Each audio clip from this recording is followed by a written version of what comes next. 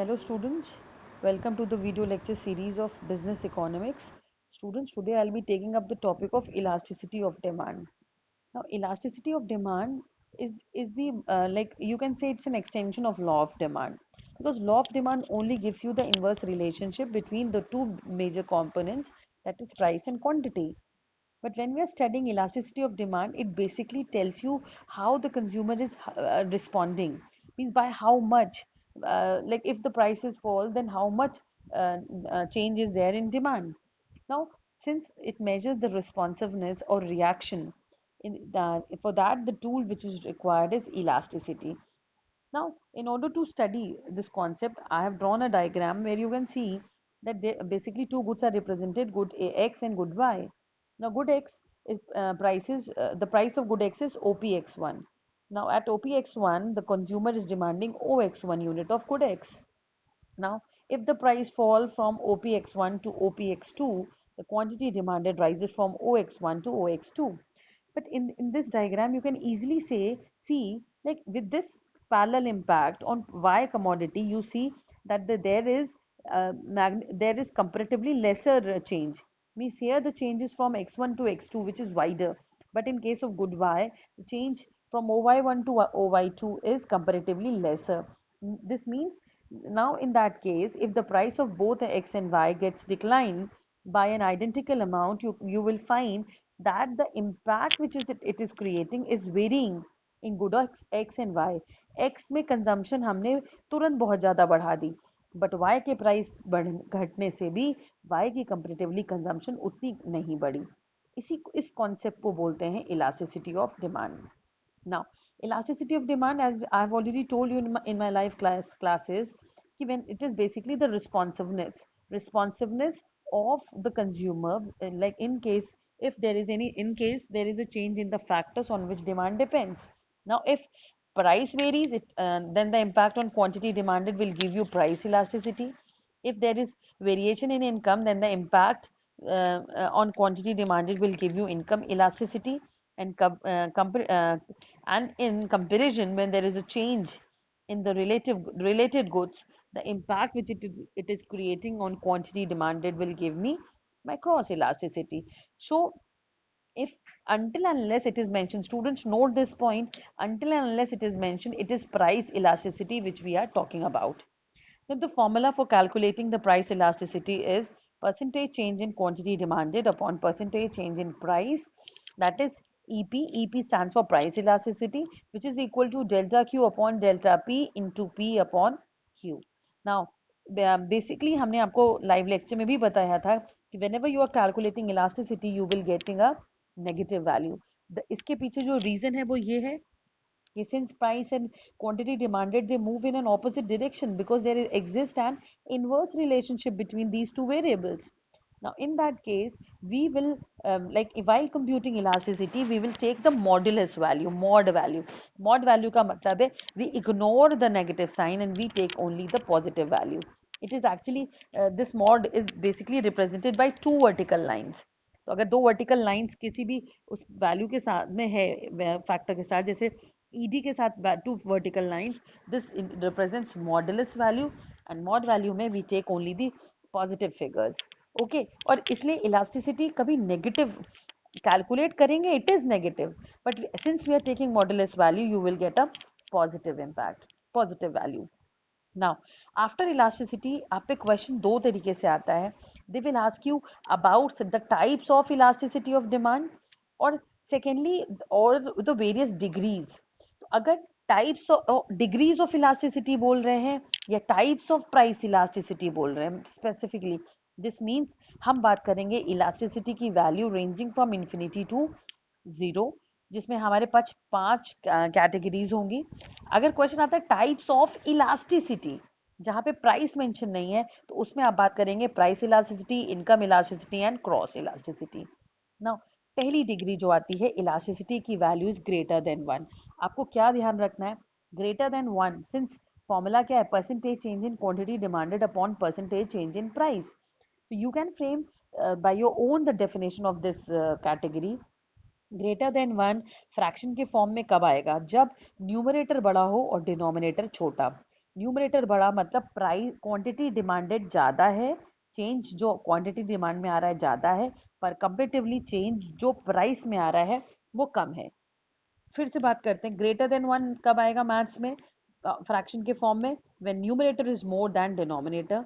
Numerator फॉर्मूले से देखो क्या होता है, percentage change in quantity demanded is the numerator portion. यानी जब change in quantity demanded is more in comparison with change in price, elasticity जो डिमांड होगी उसको हम बोलेंगे elastic demand. Now elastic demand basically, और इससे भी आप करें स्ट्रेच कि आपका स्ट्रेच हो जा रहा है, जब प्राइस में थोड़े से भी चेंज पे क्वांटिटी डिमांड में चेंज ज्यादा आ रहा है, इसको बोलते हैं इलास्टिक डिमांड। ठीक है, तो यहाँ पे आप देख सकते हैं कि delta Q is more, diagram में आप चेक करिए, डेल्टा क्यू इज मोर, यहाँ पे देखिए ऊपर मेंशन भी है, डेल्टा क्यू इज मोर, यहाँ पे क्यू नहीं लिखा है, गलत लिखा है, वहां पे क्यू होगा अब न्यूमरेटर में, delta Q is more and delta P is less, तो इसको बोलते हैं ग्रेटर देन वन, यानी परसेंटेज क्वांटिटी का चेंज ज्यादा है परसेंटेज चेंज इन प्राइस से। ठीक है, तो ये हो गई इलास्टिक डिमांड। और जैसे हम बोलते हैं in elastic demand, in elastic का मतलब अब यहाँ पे वैल्यू क्या हो जाएगी, जो कैटेगरी दे रखी है it's less than one.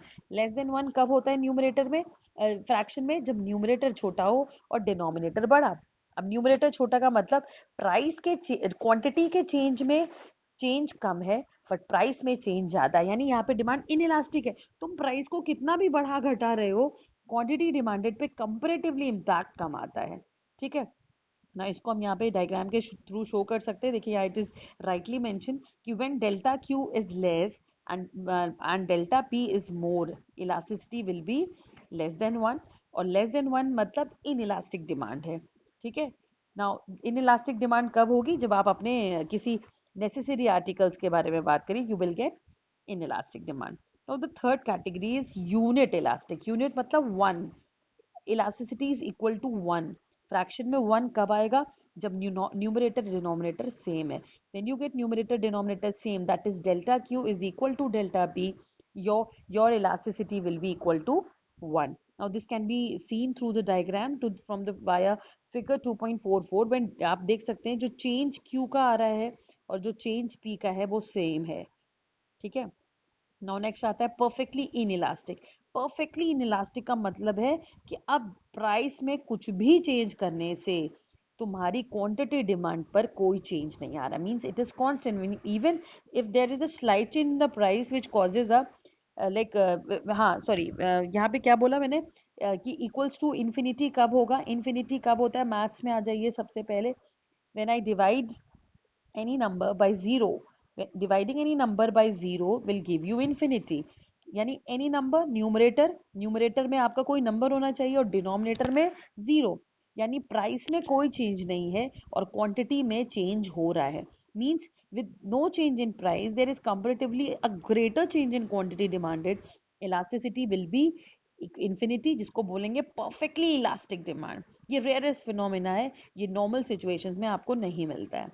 On the next case is perfectly inelastic demand, तो अब perfectly inelastic का मतलब equals to zero, यानी when I divide zero by any number we get zero. Now zero by any number means quantity demand में there is no change but comparatively price में change हो रहा है। जैसे salt का एग्जाम्पल लेते हैं, ये हमारे लिए नेसेसिटी है, अब सॉल्ट का प्राइस बढ़े घटे पर डिमांड हमारी कांस्टेंट रहेगी, हम ऐसा तो नहीं ना 10 पैकेट्स खाने लगेंगे, जो हमारी सर्वाइवल के लिए रिक्वायर्ड है उतना ही सॉल्ट कंज्यूम करेंगे, तो इसीलिए यहाँ पे सीधा सा सेंस है कि when there is a response, there is change in price but this is bringing no change or no reaction in quantity demanded, you will have perfectly inelastic demand. Now in this case whatever the be the price, now even if it is zero the quantity demanded will remain fixed. Now in that case demand curve एक parallel line हो जाती है which is vertical, which is a vertical line parallel to y axis. Now in that it is completely perfectly inelastic demand. So students do remember, जब inelastic होगा equals to zero, एक parallel line to y axis equals to infinity parallel line to x axis. Elastic में आप अगर elastic और inelastic demand को थोड़ा सा कंपेयर करेंगे, इलास्टिक डिमांड में थोड़ा सा फ्लैटर हो जाता है। ठीक है, आप देख रहे हैं यहाँ पे फ्लैट हो रहा है, एक जो sorry I am just showing you the diagram, just wait for a minute. Oh shit. Mm, yes, yes, yes. Okay, I'm getting it. Huh. Now you can see these two graphs.